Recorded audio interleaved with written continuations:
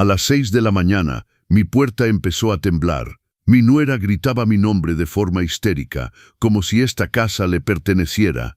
Yo había cambiado todas las cerraduras la noche anterior. Unos minutos después, mi hijo llegó con un mazo en la mano. «Voy a entrar de todas formas», gritó. Pero cuando levantó el brazo para golpear, una voz detrás de mí simplemente dijo: «Permítame, licenciado Morales se encarga».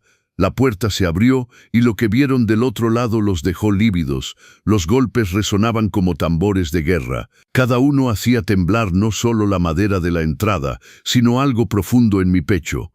Valentina, mi nuera, gritaba con esa voz aguda que ya conocía demasiado bien: «Roberto, abra esta maldita puerta. ¿Qué se cree? Esta casa es tanto mía como suya». Yo estaba del otro lado, descalzo sobre el piso frío de mi sala, el corazón latiendo tan fuerte que sentía el pulso en mis sienes. Mis manos temblaban, no de miedo sino de algo peor, una rabia contenida durante 3 meses, una rabia que había fermentado en el silencio hasta convertirse en algo frío y calculado. Miré el reloj de pared, ese que mi difunta Elena había comprado en Guadalajara hace 30 años, 6 de la mañana. El licenciado Morales llegaría en 20 minutos, solo tenía que resistir. «Bueno, papá». Ahora era la voz de Carlos, mi hijo único. «Sé que estás ahí, abre ahora mismo». Escuché un golpe diferente, metálico, pesado, y luego su voz, pero con un tono que nunca le había oído. «Voy a entrar de todas formas, con puerta o sin puerta». Miré por la mirilla. Carlos sostenía un mazo de construcción. Sus ojos estaban inyectados de sangre. Valentina, a su lado, tenía los brazos cruzados y una sonrisa torcida en los labios, una sonrisa de victoria anticipada. Sentí que mis piernas flaqueaban. ¿Todo iba a terminar así?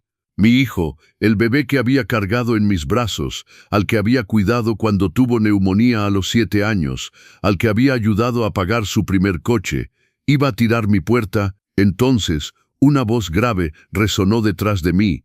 «Permítame, yo me encargo». Volteé la cabeza. El licenciado Javier Morales estaba de pie en el pasillo con su traje gris impecable y un portafolio de cuero en la mano. Había llegado temprano, mucho más temprano de lo previsto.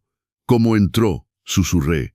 «Por la puerta de atrás, señor Roberto, como me indicó anoche». Me miró con esos ojos tranquilos que transmitían autoridad. «Ábrales. Es hora de que vean lo que han perdido». Mi mano fue hacia el cerrojo. Lo liberé lentamente, giré la manija. La puerta se abrió y en el momento en que Carlos y Valentina vieron al licenciado Morales de pie ahí con su presencia imponente y su mirada de acero, el mazo cayó al suelo con un ruido sordo. Se pusieron pálidos literalmente, como si hubieran visto un fantasma, porque sabían exactamente quién era este hombre. Y sabían que sus planes acababan de derrumbarse. Pero antes de contarles cómo llegué a cambiar las cerraduras de mi propia casa para protegerme de mi hijo, necesito que entiendan algo. Yo no siempre fui este hombre. El Roberto que abrió esa puerta con mano firme no existía hace 3 meses. Hace 3 meses yo era otra persona. Un tonto, un ingenuo, un padre que creía que el amor podía con todo. Si quieres saber cómo un hombre de 72 años pasó de ser la víctima perfecta a cerrar la puerta en las narices de su propia familia, suscríbete a este canal, porque lo que va a seguir cambiará tu forma de ver el amor paternal para siempre. El licenciado Morales no sonrió. No lo necesitaba. Su presencia bastaba para cambiar toda la energía de ese umbral. Dio un paso adelante, colocándose a mi lado, y habló con esa voz que había aterrorizado a cientos de estafadores en los tribunales. «Buenos días, Carlos». «Valentina». Hizo una pausa deliberada. «Lamento informarles que ya no tienen autoridad legal para entrar en esta propiedad sin el consentimiento expreso del propietario». Valentina fue la primera en reaccionar. Su rostro pasó de la palidez al rojo intenso en cuestión de segundos. «¿Quién diablos se cree que es? Vivimos aquí, tenemos derechos». El licenciado Morales abrió el portafolio con una calma exasperante, sacó una carpeta amarilla gruesa y extrajo varios documentos. El ruido del papel era lo único que se escuchaba aparte de la respiración alterada de mi hijo. «Soy el licenciado Javier Morales, notario público de la Ciudad de México, Delegación Miguel Hidalgo.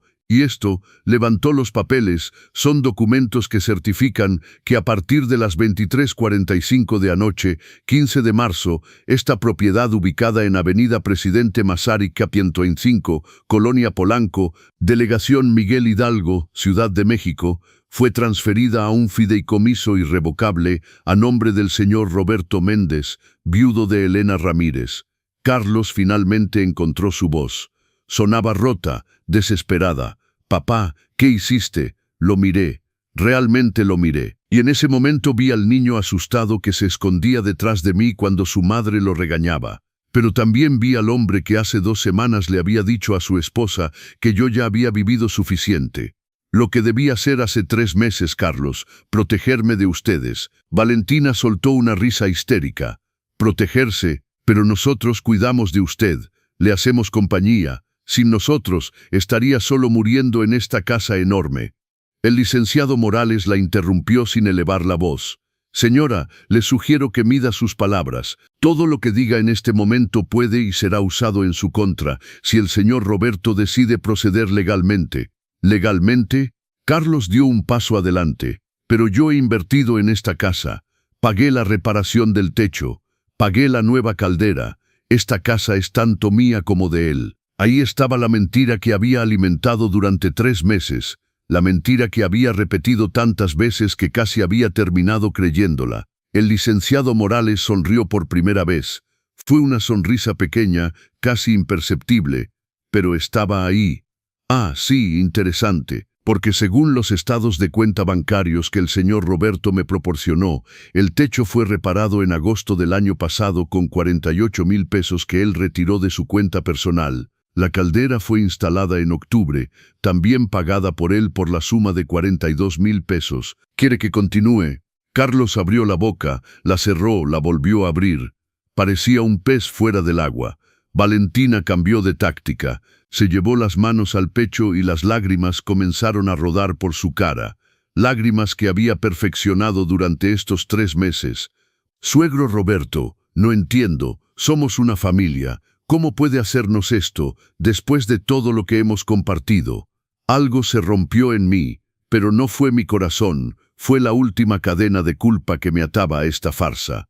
¿Una familia? Mi voz salió más fuerte de lo que hubiera querido. ¿Me habla de familia, Valentina? ¿La misma familia que vendió el juego de vajilla de Talavera de mi difunta esposa por 6,000 pesos? ¿La misma familia que me extorsionó 95,000 pesos mintiendo sobre una enfermedad para pagarse una rinoplastia? Su rostro se descompuso. Las lágrimas siguieron cayendo, pero ahora era pánico. Yo estaba realmente enferma. Los médicos de la Clínica Estética de las Lomas, ¿verdad? El abogado sacó otro documento. Tengo el recibo aquí. Rinoplastia estética, 90,000 pesos, pagada el 18 de enero, 3 días después de que recibiera el dinero de Roberto. Carlos se volvió hacia su esposa con una expresión que nunca había visto. Confusión, enojo, miedo. ¿Es cierto, Valentina? Valentina retrocedió un paso. Tú sabías, Carlos, no me hagas quedar mal, tú sabías. Yo sabía. La voz de mi hijo subió 3 octavas. Yo sabía que le robaste a mi padre. Ahí estaba la fisura, la primera grieta en su alianza perfecta. El licenciado Morales aprovechó el momento. Tienen 48 horas para evacuar completamente esta propiedad. Pueden llevarse sus efectos personales, ropa, aparatos electrónicos que puedan probar que son suyos y nada más. Cualquier artículo perteneciente al señor Roberto que sea retirado sin autorización será considerado robo y será objeto de denuncia penal. No pueden echarnos, gritó Valentina. Tenemos hijos, Sofía y Diego, ¿dónde vamos a vivir? Por primera vez en la conversación, el abogado pareció genuinamente irritado. Tal vez debieron pensarlo antes de planear meter al abuelo de sus hijos en un asilo barato para vender su casa y comprarse un departamento en la Condesa. El silencio que siguió era tan denso que se podría cortar con un cuchillo. Carlos me miró. Sus ojos estaban vidriosos. ¿Cómo? ¿Cómo sabes eso? Metí la mano en el bolsillo de mi bata y saqué una pequeña grabadora digital, la que doña Carmen, mi vecina, me había enseñado a usar. La coloqué en la palma de mi mano y presioné reproducir. La voz de Valentina salió clara, nítida, incontestable. Ya falta poco, mi amor. En unos meses más, lo convencemos de poner la casa a tu nombre. Está viejo, solo, nos necesita. Después, podemos meterlo en un asilo barato y vender esta propiedad. Vale fácilmente 14 millones de pesos, suficiente para comprar el departamento en la Condesa que queremos. Y luego la voz de Carlos. Tienes razón, mi padre ya vivió suficiente, nosotros merecemos esta casa. Detuve la grabación. Carlos cayó de rodillas en el umbral de la entrada. Literalmente sus piernas ya no lo sostenían. Papá, yo no quería decir. ¿Qué no querías decir, Carlos? Lo dijiste, lo pensaste y lo ibas a hacer. Valentina recuperó su sangre fría con una rapidez impresionante. Señaló a Carlos con el dedo. Fue su idea. Yo solo seguí su plan. Fue él quien me convenció de todo. Y ahí, frente a mis ojos, vi cómo se destruían el uno al otro. Carlos se levantó bruscamente y la fulminó con la mirada. ¿Qué? Tú fuiste quien dijo que mi padre era una carga. Tú fuiste quien quería el departamento de lujo. El licenciado Morales cerró el portafolio con un clic seco. Señores, sus problemas conyugales no me conciernen. Lo que me concierne es informarles que tienen hasta el miércoles 17 de marzo a las 18:00 horas para abandonar esta propiedad. Si no lo hacen voluntariamente, procederemos con el desalojo legal. Buen día. Se dio la vuelta y entró a la casa. Lo seguí y antes de cerrar la puerta, miré una última vez a Carlos, mi hijo único. Lloraba en silencio en el umbral de la casa donde lo había criado, y no sentí nada. Bueno, no, eso es mentira. Sentí alivio, cerré la puerta y corrí el cerrojo. El licenciado Morales me miró desde el pasillo. Está bien, señor Roberto, asentí lentamente con la cabeza.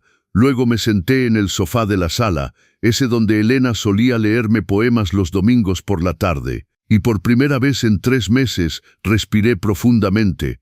Pero deben preguntarse cómo llegó todo a este punto, cómo un padre llega a grabar a su propio hijo, a exiliarlo. Para entender eso, debo llevarlos 3 meses atrás, al día en que abrí la puerta de mi casa y dejé entrar no solo a mi hijo y su familia, sino mi propia destrucción. Era un martes 12 de diciembre. Lo recuerdo porque ese día había ido temprano al mercado de San Ángel a comprar flores frescas para poner en la foto de Elena. Eran apenas las 11 de la mañana cuando sonó mi teléfono. «Papá», la voz de Carlos sonaba extraña, apagada. «Hijo, ¿qué pasó? ¿Estás bien? Necesito hablar contigo. ¿Puedo ir a tu casa? Es urgente». Mi corazón se aceleró. Cuando un hijo dice que algo es urgente, un padre imagina lo peor. Accidente, enfermedad, muerte. «Por supuesto, hijo mío. Ven cuando quieras. ¿Quieres que prepare comida?» «No, papá, solo necesito hablar contigo». Colgó antes de que pudiera decir más. Llegó a las 2 de la tarde. No estaba solo. Valentina estaba con él, y detrás de ellos, Sofía y Diego cargaban mochilas grandes, mochilas que parecían llenas hasta reventar. «Buenos días, suegro», dijo Valentina con esa sonrisa que entonces creía sincera. «Disculpe que vengamos sin avisar». «No, no se preocupen, pasen. ¿Quieren agua, café?» Los niños corrieron hacia el jardín. Sofía tenía 12 años y Diego 9. Buenos niños, siempre educados, aunque últimamente los veía cada vez menos. Carlos se sentó en el sofá y se pasó las manos por la cara, ese gesto que hacía desde niño cuando estaba nervioso. «Papá, perdimos el departamento». Las palabras cayeron como piedras en un pozo. «¿Cómo que perdieron?» Valentina se sentó junto a él y tomó su mano. En ese momento pensé, qué bueno que se tienen el uno al otro en los momentos difíciles. Qué tonto fui. Tuvimos problemas con el banco, explicó Carlos sin mirarme a los ojos. No pudimos pagar la hipoteca durante 3 meses, y bueno, nos embargaron. Nos dieron 2 semanas para irnos. Me llevé la mano al pecho. Mi hijo, mi Carlos, sin techo. Pero ¿por qué no me lo dijeron antes? Yo podría haberlos ayudado. No queríamos preocuparlo, suegro. Intervino Valentina con voz dulce. Usted ya ha hecho tanto por nosotros. No queríamos ser una carga. Nunca son una carga. Son mi familia. Carlos finalmente me miró. Tenía los ojos rojos. Papá, necesito pedirte un favor enorme, el más grande que te he pedido jamás. Lo que sea, hijo, lo que necesites. ¿Podemos quedarnos aquí? Solo temporalmente, mientras encontramos otro lugar. Tal vez 2 o 3 meses máximo. Mi casa tenía 4 recámaras. Desde que Elena murió hace 5 años, vivía solo en este espacio inmenso que de pronto me parecía demasiado grande, demasiado silencioso. La idea de tener a mi familia cerca, de escuchar risas de niños, de cocinar para más de una persona, por supuesto que pueden quedarse, todo el tiempo que necesiten. Valentina se levantó de golpe y me abrazó. Olía a un perfume caro, demasiado caro para alguien que acababa de perder su casa. Gracias, suegro. No sabe lo que esto significa para nosotros. Los niños gritaron de alegría cuando les dijeron que se quedarían en casa del abuelo. Diego corrió hacia mí y me abrazó por la cintura. ¿Puedo quedarme en el cuarto con las estrellas en el techo, abuelito? Era el cuarto que Elena había decorado cuando Carlos era pequeño. Había pegado calcomanías que brillaban en la oscuridad.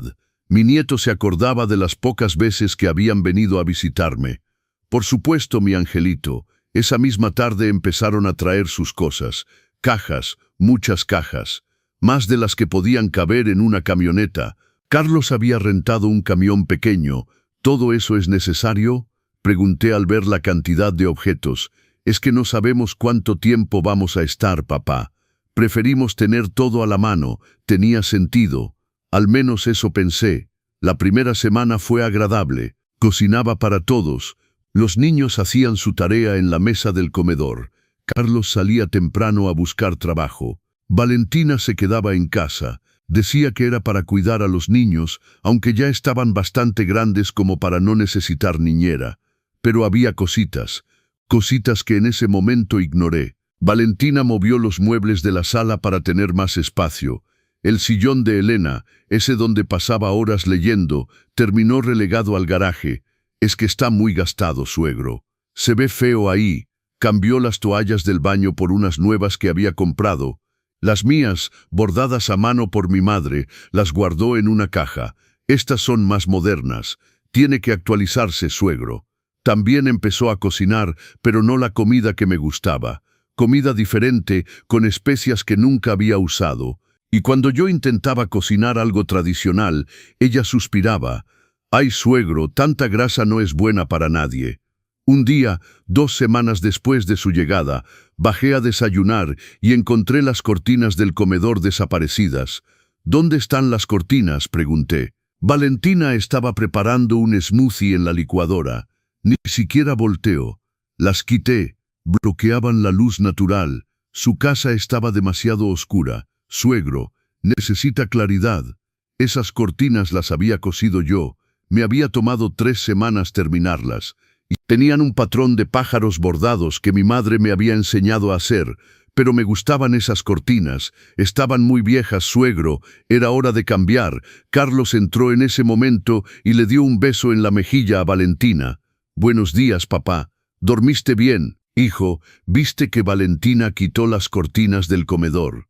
«Ah, sí. Está mejor así, ¿no? Más luminoso. Pero yo las hice. Me tomó mucho tiempo». Carlos se sirvió café con una sonrisa distraída. «Papá, no seas tan sentimental. Solo son cortinas. Valentina tiene buen gusto. Deberías confiar más en ella». Me quedé callado, de pie en la cocina de mi casa, sintiendo que de alguna manera era yo el que estaba fuera de lugar. «Tienes razón», finalmente dije. «Solo son cortinas». Valentina me sonrió, esa sonrisa que aún creía benevolente. «Así me gusta, suegro. Flexible. El cambio es bueno». Esa noche, acostado en mi cama, miré el techo y pensé en Elena, en cómo siempre decía: «Roberto, eres demasiado bueno. Algún día alguien va a aprovecharse de ti». Pero esto era diferente, ¿verdad? Era mi familia, mi hijo, mis nietos. O no podían aprovecharse de mí. Además, lo que no sabía en ese momento era que las cortinas eran solo el principio. Valentina no había venido a mi casa para quedarse temporalmente. Había venido para transformarla en la suya. Y cada día que pasaba, yo desaparecía un poco más, hasta que casi no quedaba nada de mí. El verdadero cambio comenzó la tercera semana. Valentina entró en mi recámara sin tocar. Yo estaba doblando ropa cuando la vi parada en el umbral de la puerta con esa expresión que estaba empezando a conocer demasiado bien. Determinación, disfrazada de preocupación. «Suegro, tenemos que hablar de esta recámara». «¿Mi recámara qué tiene?» Entró y caminó alrededor, tocando las cosas. El tocador antiguo de caoba, el espejo con marco dorado, la fotografía de nuestra boda en la pared. «Es que está demasiado cargada, demasiado llena. No es sano para usted tener tanto desorden». Miré alrededor. Mi recámara no estaba desordenada. Cada cosa estaba en su lugar. Cada objeto tenía una historia. «No está desordenada, Valentina. Está vivida». «Exactamente ese es el problema». Se sentó en mi cama como si fuera la suya. Vive en el pasado, rodeado de cosas de su esposa que ya no está. No es sano. Necesita desapegarse, seguir adelante. Esas palabras me dolieron como una bofetada. Elena fue mi esposa durante 40 años. No voy a desapegarme de mis recuerdos. No le pido que los olvide, suegro. Solo que los guarde, que haga espacio para el presente, para nosotros. Al día siguiente, mientras yo había salido a misa, Valentina organizó la sala. Cuando regresé, las fotografías de Elena que estaban sobre la repisa de la chimenea habían desaparecido. En su lugar había velas aromáticas y una planta artificial. «¿Dónde están las fotos de Elena?» «Las guardé en una caja en su closet, suegro. Así están mejor protegidas del polvo». «No quiero que estén protegidas del polvo. Quiero verlas». Valentina suspiró con esa paciencia exagerada que se usa con los niños pequeños. «Suegro, no puede convertir su casa en un santuario. Su esposa descansa en paz. Usted necesita vivir». Fui a mi closet, encontré la caja, pero no estaban todas. Faltaba una, mi favorita, Elena y yo en Cuernavaca en nuestra luna de miel, ella en mis brazos mientras las olas mojaban nuestros pies. «Valentina, falta una foto». «¿Cuál?» «La de Cuernavaca, la del marco plateado». «Ah, esa se cayó y el vidrio se rompió». «La tiré». «¿La tiraste?» «El marco estaba oxidado de todas formas, suegro. Ya no servía». Sentí algo romperse en mi pecho. No el marco, la fotografía. Esa noche Carlos llegó tarde. Lo esperé despierto. «Ay, hijo, necesito hablar contigo». «Papá, estoy cansado. ¿Puede ser mañana?» «No, tiene que ser ahora». Se tiró en el sofá con un suspiro de fastidio. «Está bien. ¿Qué pasa?» «Valentina está tirando las cosas de tu madre. Ha cambiado toda la casa y me siento como un extraño en mi propia casa». Carlos ni siquiera levantó la vista de su teléfono. «Papá, Valentina solo está tratando de ayudar. Esta casa estaba muy abandonada, muy antigua». «No, es mi casa, Carlos, y me gustaba como estaba». «Pues tal vez necesitabas que alguien te mostrara que hay otras formas de vivir». Finalmente levantó la vista. «¿Sabes cuál es tu problema, papá? Que te aferras demasiado al pasado. Mamá murió hace 5 años. Es hora de que sigas adelante». Esas palabras me atravesaron como cuchillos. Seguir adelante no significa olvidar a tu madre. Significa dejar de vivir en un museo. Se levantó. «Valentina está tratando de modernizar las cosas. Deberías estar agradecido de que alguien se preocupe por ti». Y se fue a dormir. Me quedé sentado en la oscuridad de la sala, con las velas aromáticas de Valentina perfumando el aire con un olor que no era el de mi casa. Y por primera vez desde que se habían mudado lloré, pero lo peor aún no había llegado. Una semana después, Valentina entró en la cocina con una sonrisa enorme. «Suegro, tengo una noticia maravillosa. Contraté una empresa de limpieza profunda. Vienen mañana para dejar todo impecable». «Empresa de limpieza, pero yo limpio la casa». «Ay, suegro, con todo respeto, usted limpia a la antigua. Necesitamos una desinfección profesional. No se preocupe, yo pago». Al día siguiente, llegaron 3 personas en uniforme, con productos de limpieza industrial. Valentina los dirigía como un general en guerra. «Esos muebles al garaje. Llévenlos al basurero. Esas cajas también. Y esa vitrina vieja, por favor, quítenla». «Espere». Corrí hacia ellos. «Esa vitrina perteneció a mi abuela. No pueden tirarla. Está llena de polillas, suegro. Es un nido de bichos. No me importa, Pertenece a mi familia. Valentina hizo un gesto de exasperación. Está bien, la dejamos, pero al menos déjelos quitar todas esas cosas viejas del garaje. No presté atención a qué exactamente quitaron del garaje. Error fatal. 2 días después, busqué la colección de discos de vinilo de Elena, los discos de rancheras y boleros que había coleccionado durante 30 años. Los que poníamos los domingos por la tarde, mientras ella me abrazaba en la cocina y cantaba en mi oído. No estaban. Valentina, ¿dónde están los discos de Elena? Los discos, ay suegro, esos los tiró el equipo de limpieza. Estaban rayados. Algunos ni siquiera se podían escuchar. ¿Los tiraron? Sí, pero no se preocupe. Ahora existe Spotify. Puede escuchar cualquier música que quiera. Me senté en el piso del garaje, justo donde antes estaba el sillón de Elena, donde estaban sus discos, nuestros recuerdos, nuestra vida, y lloré como no había llorado desde su funeral. Valentina apareció en la puerta. Ay, suegro, no sea tan dramático. Son solo cosas, objetos, pero no eran solo objetos. Eran pedazos de mi vida, pedazos de Elena, pedazos de mí, y ella los estaba tirando a la basura, uno por uno. Esa noche hablé con doña Carmen, mi vecina de muchos años.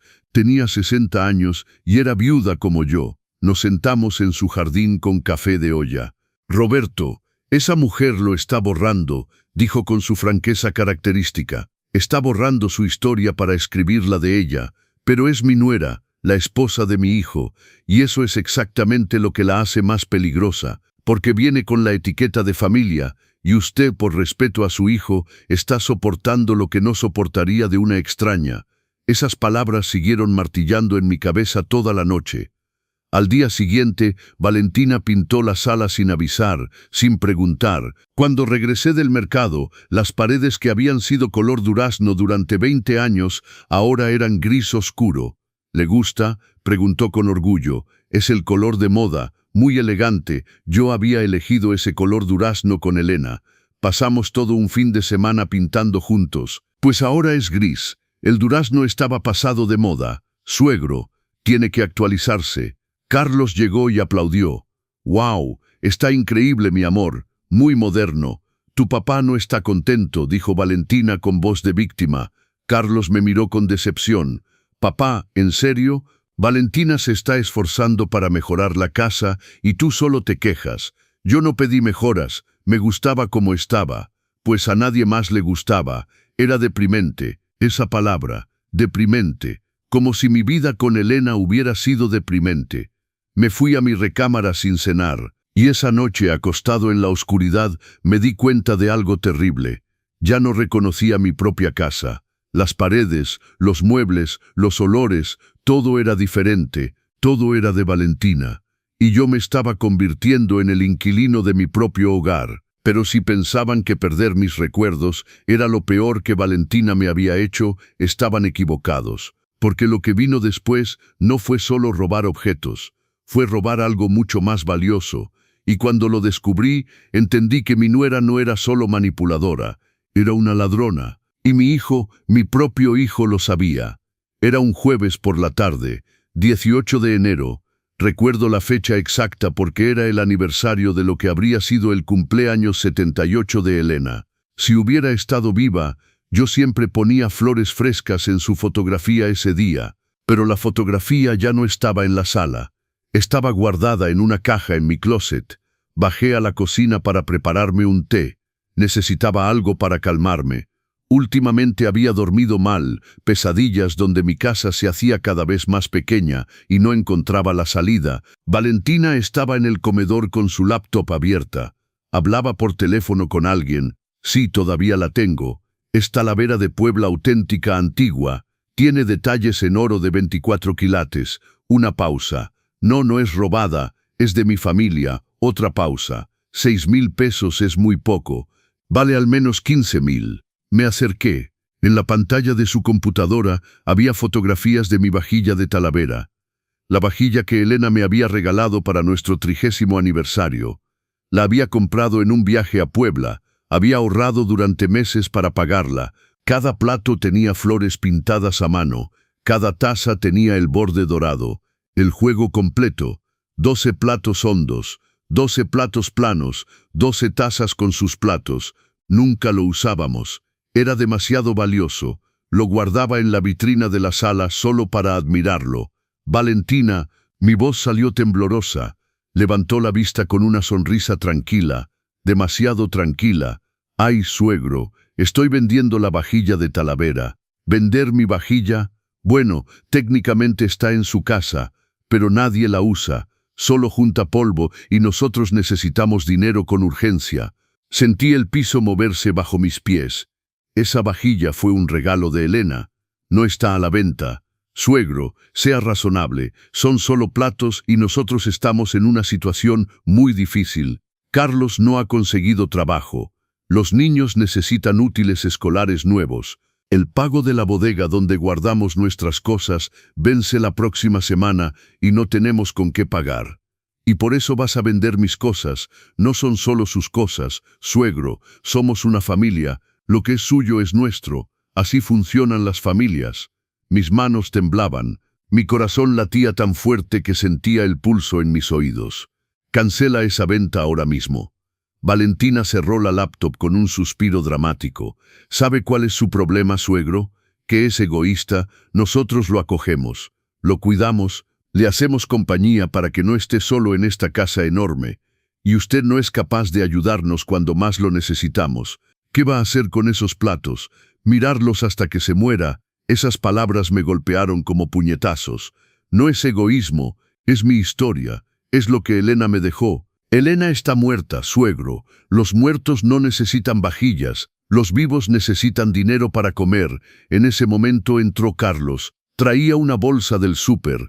¿Qué pasa? Se pueden oír los gritos desde la calle. Tu padre no quiere que vendamos la vajilla de Talavera, dijo Valentina con voz de niña regañada.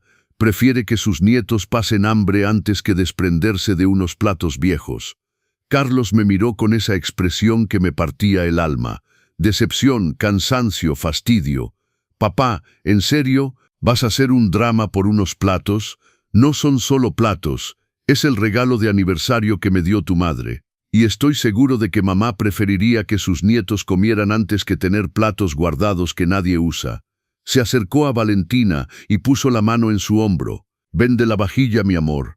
Papá va a entender. No voy a entender. No tienen derecho. Valentina se levantó con lágrimas en los ojos, lágrimas perfectas que rodaban justo por el centro de sus mejillas sin correr el maquillaje. ¿Sabe qué, suegro? Tiene razón, no tenemos derecho a nada. Solo somos una carga para usted. Carlos, escuchaste a tu padre. No somos bienvenidos aquí. Es mejor que hagamos nuestras maletas y nos vayamos a la calle. Después de todo, ¿qué importa si los niños duermen en un albergue? Al menos la vajilla del suegro estará a salvo. Mi amor, no digas eso. Carlos la abrazó y me miró con dureza. Papá, ¿ves lo que haces? ¿Ves cómo la lastimas? No podía creerlo. De alguna manera, yo era el villano de la historia. Carlos, esa vajilla vale mucho para mí, pues para nosotros vale poder comer, gritó mi hijo. Nunca me había gritado así, pero no te preocupes, papá, no vamos a tocar tu preciosa vajilla. No vamos a tocar nada. De hecho, es mejor que nos vayamos para que puedas vivir solo con tus recuerdos y tus objetos sin que nadie te moleste. Empezó a caminar hacia las escaleras. Valentina lo siguió sollozando. Los niños aparecieron en el pasillo con caras asustadas. ¿Qué pasa, papá?, preguntó Diego con voz pequeña. Nada, hijo. Vamos a hacer nuestras maletas. Tu abuelo quiere que nos vayamos. Yo no dije eso, grité. Pero nadie me escuchó. Pasaron 2 horas. 2 horas en las que escuché movimiento arriba, cajas arrastrándose, puertas cerrándose, el llanto suave de Sofía, y yo sentado en la cocina, las manos temblorosas sobre la mesa, preguntándome cómo había llegado a esto. Finalmente, Carlos bajó solo. Valentina está arriba haciendo las maletas. Los niños están confundidos y asustados. Espero que estés orgulloso. Carlos, solo pedí que no vendieran la vajilla de tu madre. ¿Y qué querías que hiciéramos, papá? Que mendigáramos en la calle, que dejáramos de comer. Se sentó frente a mí con los ojos llorosos. Pensé que eras diferente, pensé que entenderías, pero resulta que eres como todos los viejos egoístas que solo piensan en sus cosas y no en su familia. Esas palabras, viejos egoístas, mi propio hijo. Está bien, susurré, que venda la vajilla. Que la venda. Si es lo que necesitan, que la venda. Carlos parpadeó sorprendido. Luego su rostro se suavizó y tomó mis manos. Papá, sabía que entenderías. Gracias, gracias. Te prometo que cuando consiga trabajo, te compraré otra vajilla idéntica. Subió las escaleras corriendo, gritando. Mi amor, papá dijo que sí. Podemos quedarnos. Esa noche, acostado en mi cama, miré la vitrina vacía de la sala. Valentina había empacado la vajilla inmediatamente, como si tuviera miedo de que cambiara de opinión. 35,000 pesos. Ese era el valor de esa vajilla. Lo sé porque cuando Elena murió, vino un tasador a hacer el inventario para el testamento. 35,000 pesos de recuerdos, de amor, de años de matrimonio. Y mi nuera la iba a vender por 6,000. Al día siguiente, Valentina salió temprano. Regresó 6 horas después con bolsas de ropa nueva, pantalones de marca, blusas de diseñador, zapatos caros. ¿Lograste vender la vajilla?, pregunté. Sí, suegro, afortunadamente. Con eso podemos pagar el alquiler de la bodega. Pero las bolsas en sus manos contaban otra historia. Valentina, esas bolsas, es que encontré unas promociones increíbles, 2 por 1, no pude resistirme. ¿Compraste ropa con el dinero de mi vajilla? Bueno, no toda la ropa, también pagué el alquiler y compré útiles para los niños. Y bueno, me merecía un pequeño gusto, he estado muy estresada, ¿no cree? Se fue a su cuarto silbando una canción. Y yo me quedé ahí, de pie en mi sala gris oscura, con mis paredes desnudas, con mi vitrina vacía, entendiendo finalmente la verdad. No habían venido para quedarse temporalmente, habían venido para quitármelo todo, pero si pensaban que robar mis recuerdos y mis bienes era suficiente para destruirme, se equivocaban, porque Valentina tenía un plan mucho más elaborado, un plan que involucraba mentiras, hospitales falsos y 95,000 pesos que yo iba a darle voluntariamente, porque cuando una serpiente identifica a su presa, no se detiene hasta devorarla completamente. 2 semanas después del incidente de la vajilla, Valentina empezó a actuar extrañamente, más extraño de lo normal. Se levantaba tarde, se paseaba por la casa con la mano en la frente, suspirando profundamente. Dejaba su comida a medio comer, diciendo que no tenía apetito, y cada vez que alguien le preguntaba qué pasaba, respondía con un dramático, nada, nada, estoy bien, pero lo decía de esa manera que grita. Pregúntenme más, por favor, pregúntenme. Fue Sofía quien finalmente cayó en la trampa. Mamá, ¿estás enferma? ¿Te ves mal? Valentina se llevó la mano al pecho y sus ojos se llenaron de lágrimas. No quiero preocuparlos, mi niña. Solo tengo síntomas extraños, pero estoy segura de que no es nada grave. Carlos se levantó de la mesa alarmado. ¿Qué tipo de síntomas? Mareos, náuseas. Y bueno, he tenido un poco de sangrado. Bajó la voz como si fuera un secreto terrible, de lugares donde no debería. Mi corazón se aceleró. A pesar de todo, no le deseaba mal a nadie, mucho menos una enfermedad grave.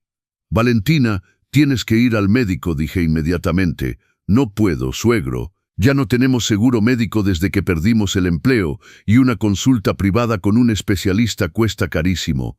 No importa el costo, tu salud es más importante. Valentina me miró con esos grandes ojos brillantes, como si fuera su salvador. De verdad, suegro, ¿nos ayudaría con eso? Por supuesto. Mañana mismo hacemos una cita. Esa noche escuché a Carlos y Valentina hablar en su recámara. Las voces llegaban por la rendija de la puerta. Te dije que funcionaría, susurró Valentina. Tu padre tiene corazón de mantequilla. Solo hay que asustarlo un poco. No pude escuchar la respuesta de Carlos, pero tampoco quise creerlo. Seguramente había escuchado mal. Al día siguiente, Valentina me mostró el nombre de una clínica, Centro Médico Especializado Santa Lucía. Sonaba prestigioso, caro. El doctor Melgar es el mejor oncólogo de la ciudad, dijo con voz temblorosa, pero sus consultas cuestan 2,800 pesos. Está bien, yo pago. La acompañé a la consulta, pero cuando llegamos, me pidió que esperara afuera. Suegro, es que son exámenes muy íntimos. Me da pena que esté ahí. Por supuesto, hija, ve tranquila. Esperé 2 horas hojeando revistas viejas en una sala de espera impecable con pisos de mármol y plantas ornamentales caras. Cuando salió, tenía los ojos rojos de tanto llorar. ¿Qué dijo el doctor?, pregunté levantándome de golpe. Necesito exámenes, muchos exámenes. Resonancia magnética, tomografía, análisis de sangre especializados. Su voz se quebró. Y una biopsia. Dios mío. Todavía no saben, por eso necesitan los exámenes. Pero el doctor dijo que mientras más pronto los hagamos, mejor. Tomó mis manos. Suegro, sé que es mucho pedir, sé que ya hemos abusado de su generosidad, pero tengo miedo, mucho miedo. ¿Cuánto cuestan los exámenes? 95,000 pesos, dijo la cifra como si fuera una sentencia de muerte. Es demasiado dinero, no tenemos con qué pagar. Tal vez pueda esperar unos meses hasta que Carlos consiga empleo. No puedes esperar si es algo grave. Vamos al banco ahora mismo. Valentina me abrazó tan fuerte que apenas podía respirar. Gracias, suegro. Gracias. No sabe lo que esto significa para mí, para mis hijos. Fuimos al banco esa misma tarde. Vendí 2 terrenos pequeños que tenía en Oaxaca. Terrenos que Elena y yo habíamos comprado pensando construir una casa de vacaciones algún día. Terrenos que valían más de 95,000 pesos, pero los vendí rápido, sin regatear, porque una vida humana vale más que cualquier propiedad. Le di el dinero a Valentina en un sobre amarillo. Que Dios te bendiga, hija, y que todo salga bien. Lloró en mis brazos, lágrimas que en ese momento creí sinceras. Durante las 2 semanas siguientes, Valentina salía temprano para hacerse los exámenes. Regresaba cansada, pálida, con historias de agujas, máquinas y doctores preocupados. ¿Ya hay resultados?, preguntaba todos los días. Todavía no, suegro. Son exámenes muy complejos, toman tiempo. Los niños estaban asustados. Diego me preguntó una noche: «Abuelito, ¿mamá se va a morir?». «No, mi angelito. Tu mamá va a estar bien, los doctores la van a curar». Pero por dentro, yo también tenía miedo. Y entonces llegó ese martes 5 de febrero, día de tianguis en el barrio. Fui a comprar verduras. El puesto de doña Leticia estaba junto al del señor Ramírez, que vendía pollo. Y ahí, en medio de la conversación sobre el precio de los jitomates, doña Leticia me dijo: «Oiga, Roberto, vi a su nuera el otro día en la Plaza Carso. Se veía muy bien, muy guapa. Cuando la vio, el viernes pasado, salía de una de esas clínicas finas de cirugía estética». El mundo se detuvo. ¿Cirugía estética? Sí. La clínica Alphaville en Las Lomas. Mi sobrina trabaja ahí de recepcionista. Me contó que su nuera se hizo una rinoplastia. Le quedó muy bonita, por cierto. Regresé a casa con las bolsas del mandado temblando en mis manos. Valentina estaba en la sala viendo televisión, comiendo palomitas, con su nariz nueva. Era sutil, pero ahora que lo sabía podía verlo. La punta un poco más respingada, el puente más fino. «Valentina, ¿puedo hablar contigo?» «Claro, suegro». «¿Qué pasa?» Me encontré a doña Leticia en el tianguis. Su rostro no cambió, ni un músculo. «Ah, qué bueno. ¿Cómo está?» «Bien. Me contó que te vio saliendo de la clínica Alphaville». Silencio. «La clínica de cirugía estética en Las Lomas», continué con voz temblorosa. «El viernes pasado, el día que supuestamente te hacías la resonancia». Valentina lentamente dejó el bol de palomitas sobre la mesa. «Con cuidado. Suegro, ¿puedo explicar?» «¿Explicar qué?» Mi voz salió más fuerte de lo que quería. «¿Explicar que me mentiste? ¿Que me sacaste 95,000 pesos con una enfermedad inventada?» «No inventé nada. Me sentía mal. Te hiciste una rinoplastia con mi dinero». Se levantó del sofá con esa velocidad que me daba miedo. «¿Y si lo hice? ¿Cuál es el problema? Yo también merezco sentirme bien conmigo misma. No todo gira alrededor de usted y sus necesidades. Era mi dinero. Dinero que di porque pensé que estabas enferma. Estaba enferma. Enferma de inseguridad. Enferma de baja autoestima». Tocó su nariz con orgullo. «Esta cirugía me salvó la vida tanto como cualquier tratamiento contra el cáncer.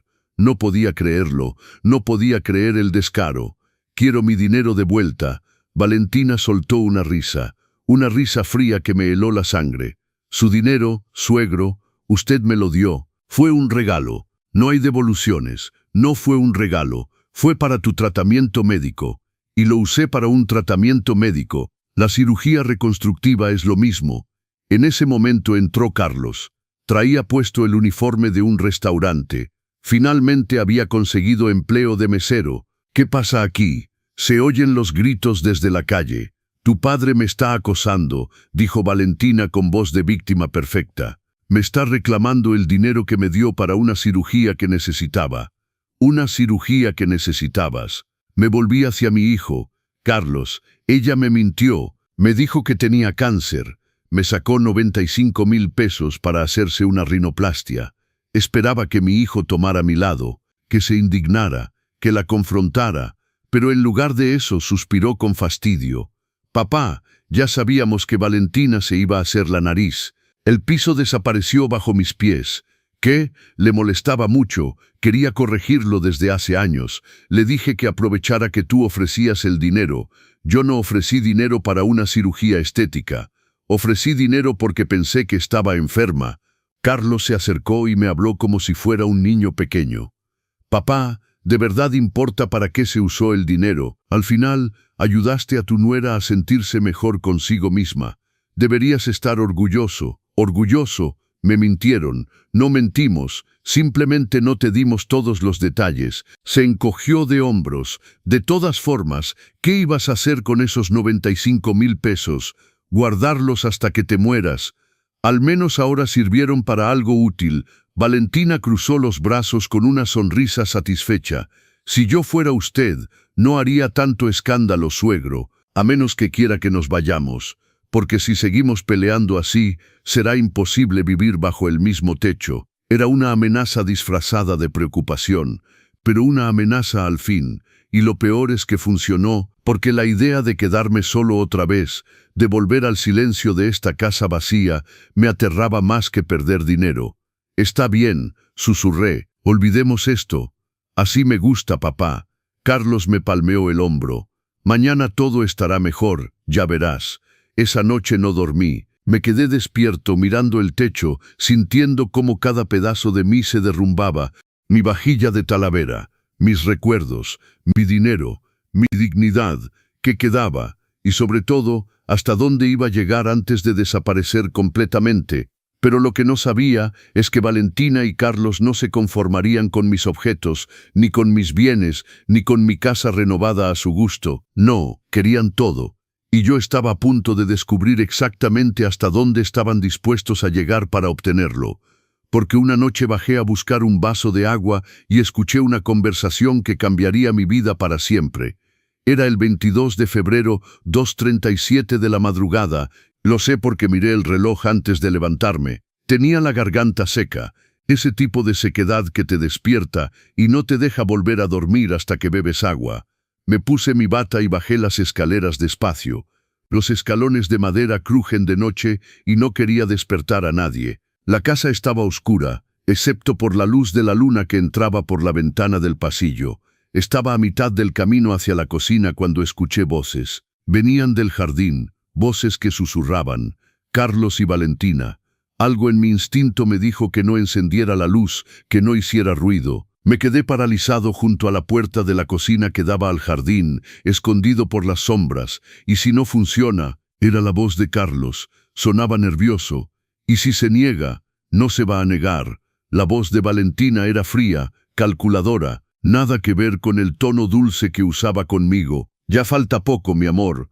Solo necesitamos unos meses más. ¿Unos meses más de qué? De ablandarlo, de hacerle sentir que nos necesita, que está muy viejo, que ya no puede solo. Escuché el sonido de un cigarro encendiéndose. Valentina fumaba a escondidas. Pensaba que no lo sabía. En 3 meses máximo, continuó, lo convencemos de poner la casa a tu nombre. Para su seguridad, ¿entiendes?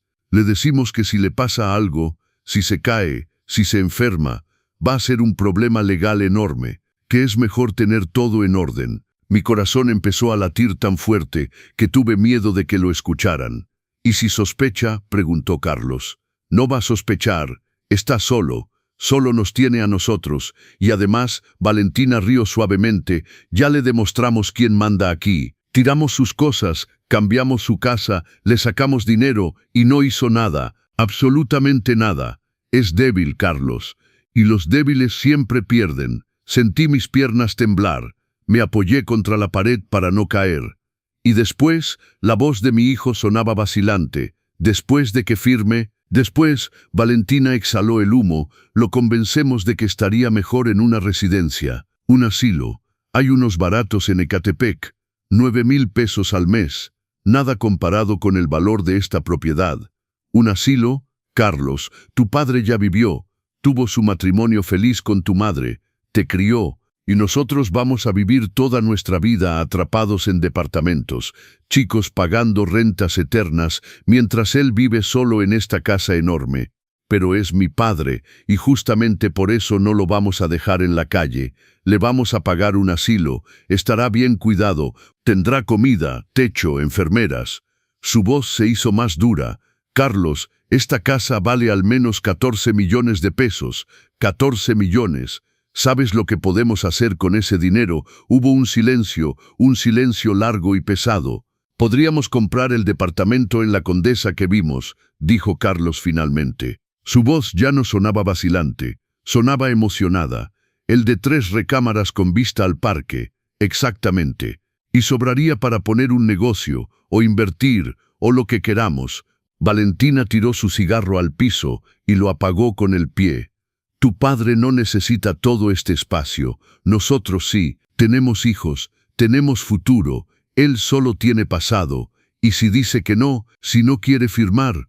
Valentina rió, una risa que me heló hasta los huesos. No va a decir que no, porque para mayo estará tan agotado, tan cansado, tan solo emocionalmente, que firmará lo que sea con tal de que no lo abandonemos. Confía en mí. Sé cómo funcionan estos viejos. Mi abuela era igual. Solo hay que romperles el espíritu poco a poco, y cuando ya no tienen fuerzas para luchar, son tuyos. Tienes razón, la voz de Carlos ahora sonaba convencida. Mi padre ya vivió suficiente, nosotros merecemos esta casa. Esas palabras, mi padre ya vivió suficiente, nosotros merecemos esta casa. Saliendo de la boca de mi hijo único, el bebé que había cargado en brazos, el niño que había consolado cuando tenía miedo de las tormentas, el adolescente al que había ayudado con su tarea hasta medianoche, el joven al que había apoyado cuando nadie más creía en él, mi hijo planeando robarme todo y meterme en un asilo barato. Sentí algo romperse en mi pecho, pero no era mi corazón, era algo más profundo, era la última ilusión de que mi familia me amaba. Vamos a dormir, dijo Valentina. Mañana tengo que seguir con el teatro de la nuera perfecta. Ya me está cansando fingir que me cae bien. Rieron, ambos rieron. Escuché sus pasos acercándose a la puerta. Me moví rápido, subiendo las escaleras tan silenciosamente como pude. Llegué a mi recámara justo cuando escuché que entraban a la casa.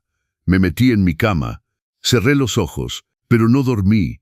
No dormiría tranquilo durante mucho tiempo, porque en esa conversación, en esos minutos horribles escondido en la oscuridad, el Roberto ingenuo murió, y nació alguien más. Alguien que entendía que el amor paternal no era suficiente, que la bondad podía ser una debilidad mortal, que mi propio hijo era capaz de traicionarme de la peor manera posible. Me levanté de la cama y me senté en la orilla. Mis manos temblaban, pero mi mente estaba extrañamente clara. Miré la fotografía de Elena en mi cómoda, la única que había conservado. «¿Qué hago, mi amor?», susurré. «¿Qué harías tú si estuvieras aquí?». Y entonces recordé algo. Algo que Elena me había dicho una semana antes de morir. Estábamos en el hospital. Ella ya sabía que no saldría de ahí. «Roberto, cuando yo no esté, va a venir gente que querrá aprovecharse de ti, de tu bondad, de tu soledad, y necesito que me prometas algo. No los dejes hacerte una víctima. Pelea, aunque sea tu propia sangre quien te ataque. Pelea». En ese momento no había entendido por qué me decía eso. Pensé que era la morfina hablando, pero ahora entendía. Elena sabía. Conocía a nuestro hijo mejor de lo que yo quería admitir. Me levanté y fui a mi armario. Al fondo, detrás de las cajas donde Valentina había guardado mis cosas, había una caja fuerte pequeña. La abrí con la combinación que solo yo conocía. Dentro estaban los documentos de la casa, las escrituras, los papeles del testamento, todo. Y también había una tarjeta. Licenciado Javier Morales, notario público, el mejor amigo de Elena, el abogado que nos había ayudado con todos nuestros trámites legales durante 30 años. Tomé la tarjeta y la sostuve entre mis dedos. Eran las 3:15 de la madrugada, pero no importaba, porque en ese momento tomé una decisión. No iba a ser una víctima. No iba a terminar en un asilo barato mientras mi hijo y su esposa disfrutaban de mi casa. No los iba a dejar borrarme. Iba a pelear, pero no iba a pelear gritando. No iba a pelear llorando. No iba a hacer escenas dramáticas. Iba a pelear en silencio. Iba a planear. Iba a esperar. Y cuando llegara el momento perfecto, les iba a cerrar la puerta en las narices, literal y figurativamente. Me volví a acostar, esta vez con una extraña sensación de calma, porque por primera vez en 3 meses tenía el control. Ellos no lo sabían todavía, pero lo iban a descubrir, porque mientras Valentina y Carlos dormían tranquilos esa noche, seguros de su plan perfecto, yo estaba despierto en la oscuridad, transformándome. El hombre débil que conocían estaba muriendo, y en su lugar nacía alguien nuevo. Alguien que les iba a demostrar que subestimar a un hombre de 72 años era el peor error de sus vidas. A la mañana siguiente, bajé a desayunar como siempre. Me puse mi bata de flores, hice café, calenté pan dulce. Valentina entró a la cocina bostezando, con su pijama de seda cara que había comprado con mi dinero. «Buenos días, suegro». ¿Durmió bien? La miré. Realmente la miré. Y por primera vez vi lo que era, una depredadora. Una mujer que había estudiado cada uno de mis movimientos, cada una de mis debilidades, y las había convertido en armas, pero ella no sabía que yo también podía aprender. «Muy bien, hija.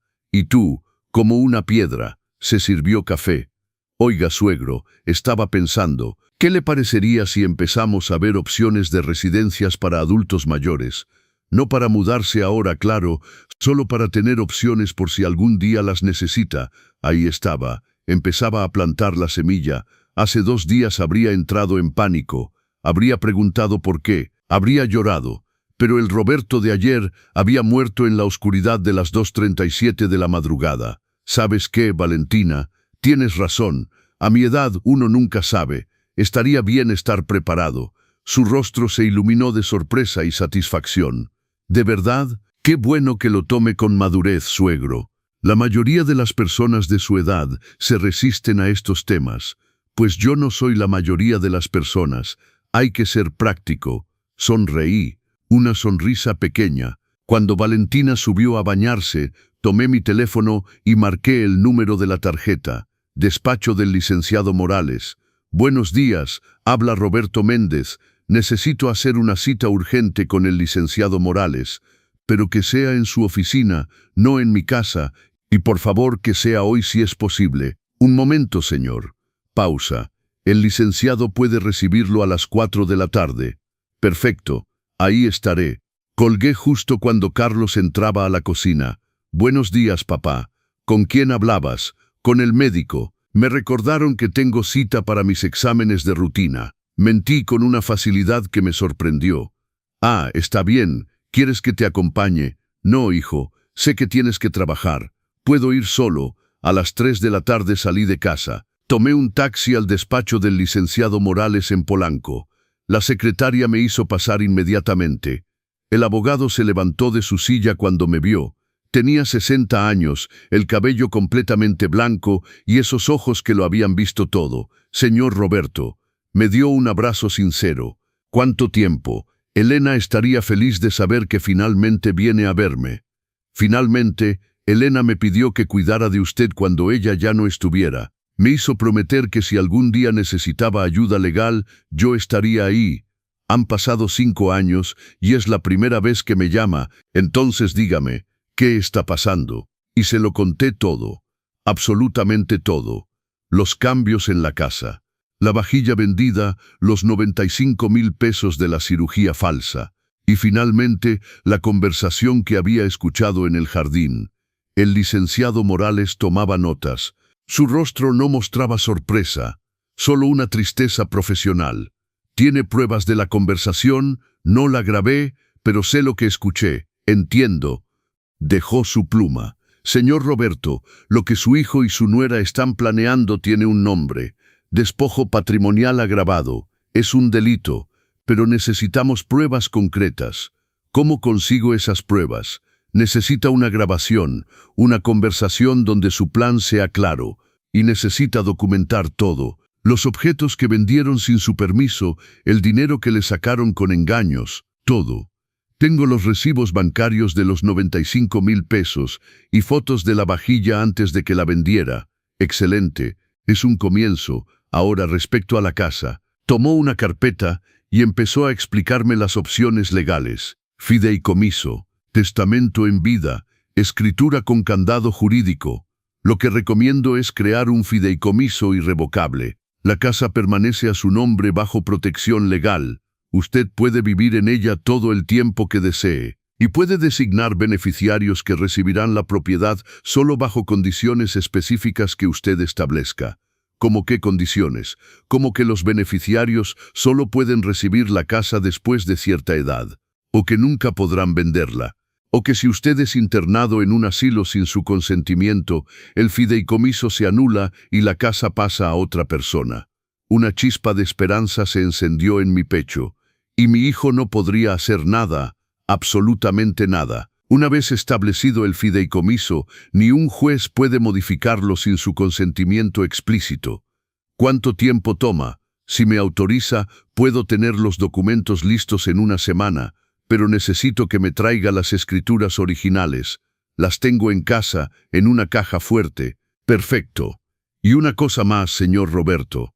Se inclinó hacia adelante. Necesito que actúe normal, que no despierte sospechas, que siga siendo el mismo Roberto que ellos conocen, porque si sospechan que está planeando algo, van a acelerar su plan y eso nos complica las cosas. ¿Puedo hacerlo? Sé que puede.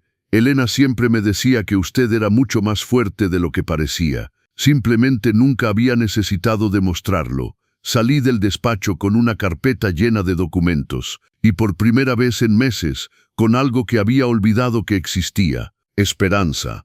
Pero también salí con una misión. Necesitaba esa grabación. Esa noche, durante la cena, actué perfectamente normal. Sonreí, serví la comida, pregunté a cada uno cómo les fue en su día.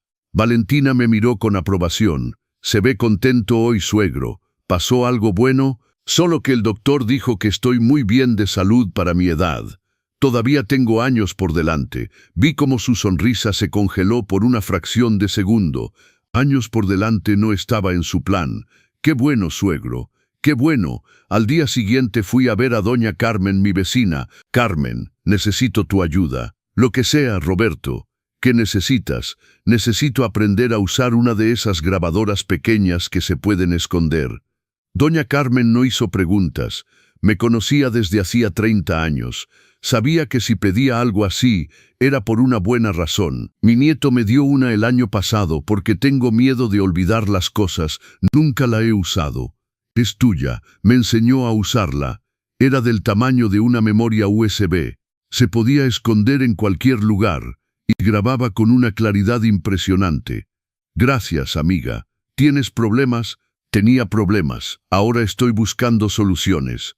Durante la semana siguiente, fui 3 veces más al despacho del abogado. Llevé las escrituras, firmé documentos, establecí el fideicomiso y cada noche dejaba la grabadora encendida en diferentes lugares de la casa, en la sala, en el comedor, en el jardín.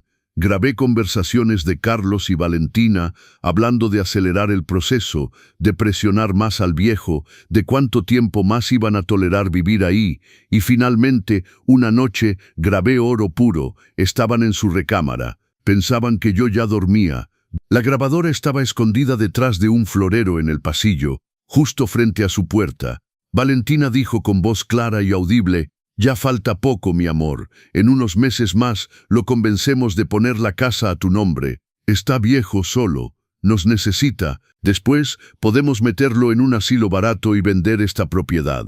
Vale fácilmente 14 millones de pesos. Suficiente para comprar el departamento en la Condesa que queremos. Y Carlos respondió, tienes razón. Mi padre ya vivió suficiente. Nosotros merecemos esta casa. Era casi idéntico a la conversación que había escuchado semanas atrás, pero ahora lo tenía grabado, con fecha, con hora, con sus voces incontestables. Al día siguiente llevé la grabación al licenciado Morales, la escuchó completa, 2 veces, luego asintió. Es suficiente, más que suficiente. ¿Cuál es el siguiente paso? Esperamos. Su fideicomiso está listo. Los documentos están registrados legalmente. Su casa está protegida. Pero quiero que tengamos un momento de máximo impacto. Un momento donde muestren su verdadera naturaleza frente a testigos. ¿Cómo? Provóquelos. Haga algo que los fuerce a mostrar su verdadero color. Y cuando lo hagan, yo estaré ahí. Pensé durante 2 días qué podía hacer que los forzara a mostrar su plan. Y entonces se me ocurrió.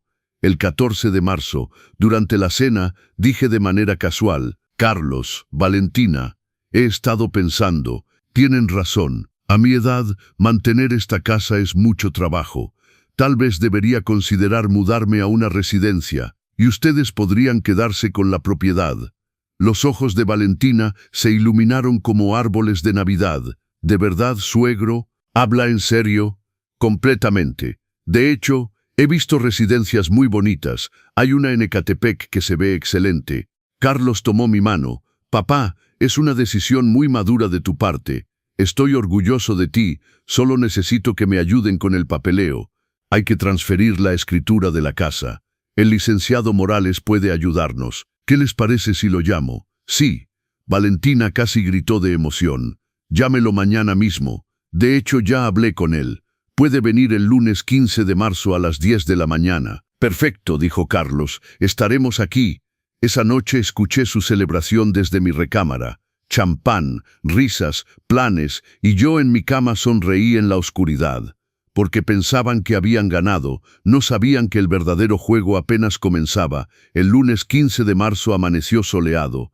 Carlos y Valentina se levantaron temprano, emocionados.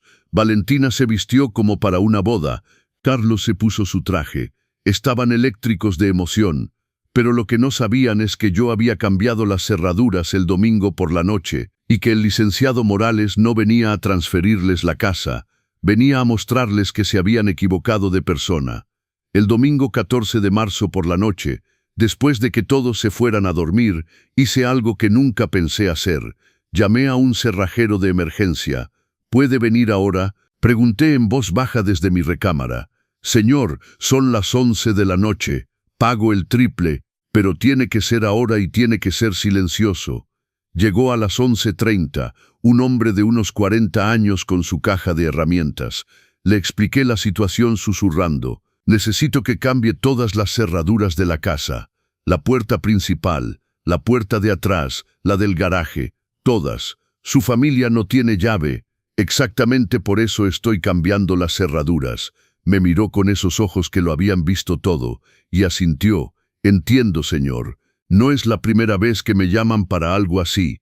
Trabajó durante 2 horas. El sonido de las herramientas era mínimo, pero cada ruido hacía latir mi corazón. Tenía miedo de que Carlos o Valentina se despertaran, pero no se despertaron. A la 1:30 de la madrugada el cerrajero terminó. Me entregó 4 juegos de llaves nuevas. Listo, señor. Estas son las únicas llaves que existen. Las antiguas ya no funcionan. Pagué 3.500 pesos en efectivo, dinero que había retirado del banco durante la semana sin que nadie lo supiera. Gracias. Y por favor, si alguien pregunta, usted no estuvo aquí. Me guiñó el ojo. Cuídese, señor. Y lo que sea que esté planeando, le deseo suerte. Cuando se fue, me senté en la sala oscura. Mi casa con cerraduras nuevas que solo yo podía abrir.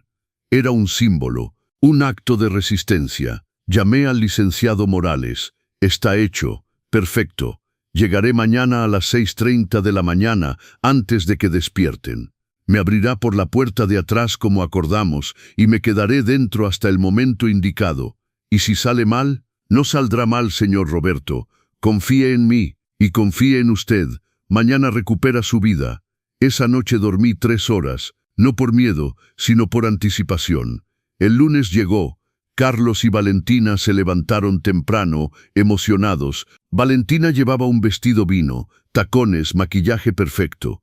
Parecía alguien que iba a firmar un contrato millonario, que en su mente era exactamente eso. «Buenos días, suegro». Me abrazó con un entusiasmo falso que ahora podía ver con total claridad. «¡Qué día tan importante! Estoy tan feliz de que tome esta decisión. Es lo mejor para todos». «Sí, hija, lo mejor para todos». Carlos bajó con su traje gris, el mismo que usaba para bodas y eventos importantes. «Papá, ¿ya desayunaste? ¿Quieres que prepare algo especial?» «No, hijo, ya comí algo ligero». «Los nervios, sabes. Es normal estar nervioso, pero vas a ver que todo sale bien». Tomó mis manos. «Vas a estar en un lugar bonito, con gente de tu edad, con atención médica las 24 horas, y nosotros vamos a visitarte todo el tiempo, te lo prometo». Mentiras, todo mentiras, pero ahora podía identificarlas como si llevaran una etiqueta brillante. «Lo sé, hijo, confío en ustedes». A las 9, Valentina empezó a ponerse ansiosa. «¿A qué hora dijo que llegaría, suegro?» «A las 10. «Ay, falta todavía. Estoy tan nerviosa». «¿Nerviosa de qué?».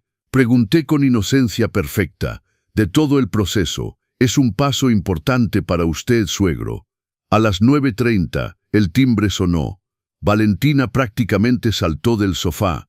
«Llegó temprano. Qué bueno. Voy a abrir».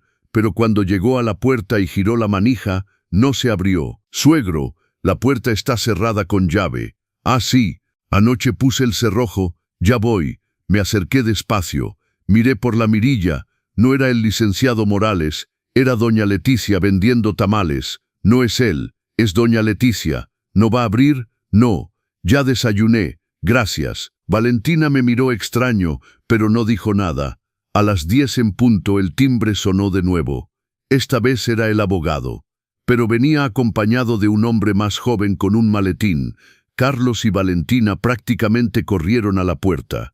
«Suegro, abra». «Ya llegaron, pero no me moví». «Suegro, ¿qué hace? Ábrales». En un momento, están tocando el timbre. Carlos se acercó e intentó abrir. Giró la manija. Nada. Intentó con su llave. No funcionó. «Papá, mi llave no funciona». «Ah, es cierto, olvidé decirles. Cambié las cerraduras anoche». Silencio absoluto. «¿Qué?». Valentina me miró con ojos desorbitados. «¿Por qué cambiaría las cerraduras?» «Por seguridad. A mi edad, uno nunca sabe». El timbre seguía sonando, ahora con insistencia. «Suegro, abra esta puerta», gritó Valentina. «No me hable así, Valentina. Abra la puerta». Carlos intentó calmarse. «Papá, por favor, el licenciado está afuera. Vamos a firmar los papeles. ¿Recuerdas?» «Sí, recuerdo perfectamente». Y entonces no abrí la puerta. Los dejé tocar y tocar y tocar. 5 minutos, 10 minutos. Valentina empezó a perder la calma. «¿Qué está haciendo? ¿Se volvió loco?» Carlos llamó por teléfono, probablemente tratando de contactar al abogado para disculparse. 15 minutos después, los timbrazos cesaron. Valentina tenía la cara roja de furia. «Perdimos la cita. El licenciado se fue. ¿Está contento?» «Cálmese, Valentina. Todo está bajo control». «Bajo control. Arruinó todo». «No arruiné nada. De hecho, miré mi reloj. Todo va conforme al plan». «¿Qué plan?». Carlos me miraba confundido. En ese momento escuché la puerta trasera abrirse, los pasos que conocía, zapatos de vestir sobre el piso de madera de la cocina. Carlos y Valentina voltearon. Y ahí estaba el licenciado Javier Morales entrando por el pasillo con su traje impecable y su portafolio de cuero. «Buenos días a todos. Disculpen la tardanza». Las caras de Carlos y Valentina eran un poema. Confusión, shock, miedo naciente. ¿Cómo entró?», tartamudeó Valentina. «Por la puerta de atrás». El señor Roberto me dio acceso hace unos minutos. Carlos me miró. Papá, ¿qué está pasando? Siéntense, dije con una calma que no sabía que tenía.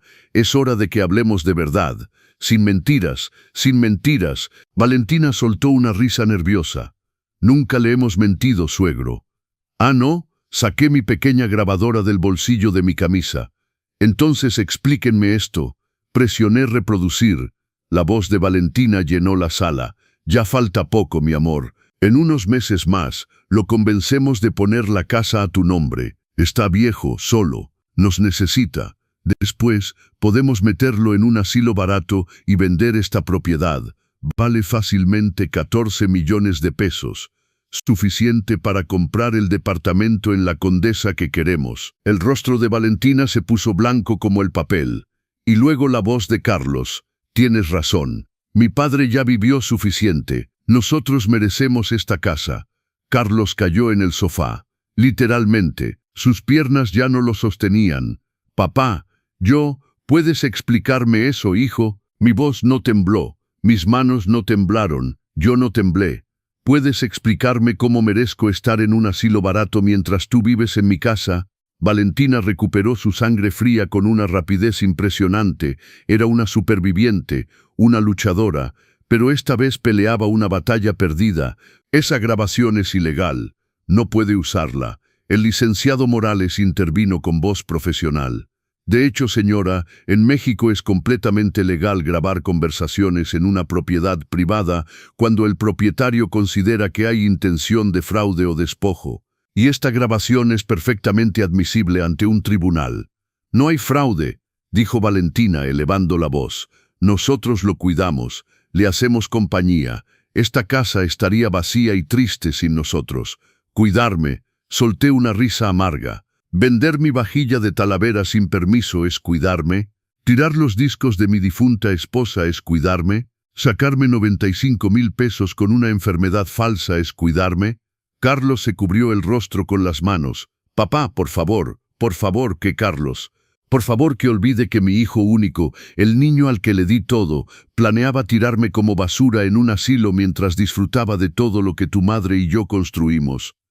Las lágrimas empezaron a rodar por mi cara, pero no eran lágrimas de debilidad, eran lágrimas de liberación. Durante 3 meses me hicieron sentir que estaba loco, que era egoísta, que era un viejo amargado que no podía despegarse del pasado. Me hicieron dudar de mí hasta creer que tenían razón. Valentina intentó acercarse. Suegro, podemos arreglar esto. No me toque. Retrocedí un paso. No me vuelva a tocar jamás. Y no me vuelva a llamar suegro como si fuéramos familia. Porque la familia no destruye. La familia no roba. La familia no planea meter a su propia sangre en un asilo barato para quedarse con la casa. El licenciado Morales abrió su portafolio. Creo que es momento de entregar los documentos oficiales. Sacó una carpeta gruesa y se la entregó a Carlos, quien la tomó con manos temblorosas. ¿Qué es esto? Lean. Tómense su tiempo. Carlos abrió la carpeta. Valentina se acercó para leer por encima de su hombro. Y vi el momento exacto en que entendieron. El momento en que su plan perfecto se derrumbó. Carlos leyó la primera página, luego la segunda. Sus ojos se movían cada vez más rápido, con pánico creciente. Valentina le arrebató los papeles de las manos. Esto no puede ser real. Es completamente real, dijo el licenciado Morales con esa calma profesional que había perfeccionado en 40 años de carrera. Certificado por notario público, registrado en el registro público de la propiedad el día 13 de marzo de este año. Completamente legal e irrevocable. ¿Irrevocable? Valentina levantó la vista. ¿Qué significa irrevocable? Significa que no se puede cambiar, respondí. Significa que esta casa ya no está a mi nombre libre. Está protegida en un fideicomiso que yo controlo. Y ustedes no pueden tocarla. Carlos dejó caer los papeles al piso. Su rostro había pasado del blanco al verde. Papá, ¿qué hiciste? Lo que debía hacer desde el principio, protegerme de ustedes. El licenciado Morales continuó con voz firme. La propiedad ubicada en Avenida Presidente Massari, K25, Colonia Polanco, Delegación Miguel Hidalgo, Ciudad de México, permanece en fideicomiso irrevocable a nombre del señor Roberto Méndez, viudo de Elena Ramírez. Él conserva el usufructo vitalicio, es decir, puede vivir aquí hasta su fallecimiento. Los beneficiarios del fideicomiso son sus nietos, Sofía y Diego, quienes recibirán la propiedad cuando cumplan 25 años, con la condición expresa de que nunca podrán venderla. Deberá permanecer en la familia. Eso es injusto, gritó Valentina. Carlos es su hijo, él debería heredar. Carlos perdió ese derecho cuando planeó robarme. No íbamos a robarte, íbamos a cuidarte en una residencia. Saqué otro papel de mi bolsillo. Lo había imprimido la noche anterior. Hablan de la residencia geriátrica La Esperanza en Ecatepec, la que cuesta 9,000 pesos al mes y tiene una calificación de 1 estrella en Internet, donde las quejas hablan de comida en mal estado, maltrato y negligencia médica. Valentina abrió la boca. La cerró. No tenía respuesta. Investigué, Valentina, investigué todo. Sé exactamente en qué tipo de lugar planeaban mandarme mientras vivían en Polanco o en La Condesa. Carlos finalmente encontró su voz. Sonaba rota, desesperada. Papá, por favor, somos una familia. Podemos arreglar esto. Yo solo tenía miedo por el dinero, por el futuro. Valentina me presionaba y ahora le echas la culpa a tu esposa. Lo interrumpí. Muy valiente de tu parte, Carlos. Muy valiente. Valentina explotó. Fue su idea. Él fue quien dijo que merecíamos la casa. Él fue quien buscó los asilos baratos. Yo solo seguí su plan. Y ahí estaba la traición mutua. Se destruían el uno al otro frente a mí. No me importa de quién fue la idea, dije con una frialdad que me sorprendió. Lo planearon juntos, me mintieron juntos. Me robaron juntos, son igualmente culpables. El licenciado Morales sacó más documentos. Pasemos ahora al tema de la restitución económica. Señora Valentina, usted obtuvo 95,000 pesos mediante engaño, específicamente mintiendo sobre una enfermedad grave. Eso constituye fraude. El señor Roberto tiene 2 opciones: proceder legalmente con denuncia por fraude, o que usted reembolse la suma completa en un plazo de 30 días. No tengo 95,000 pesos, gritó Valentina. Ya los gasté. Entonces será necesario proceder legalmente. El fraude puede conllevar una pena de prisión de 6 meses a 5 años, según el Código Penal mexicano. Valentina se volvió hacia Carlos. Di algo, haz algo, es tu padre. Pero Carlos estaba paralizado, en estado de shock total. El licenciado Morales continuó, implacable. Además, está el tema de la venta no autorizada de bienes privados. La vajilla de Talavera tenía un valor estimado de 35,000 pesos. Fue vendida sin el consentimiento del propietario. Es robo calificado. Ella me dijo que podía venderla, mintió Valentina desesperada.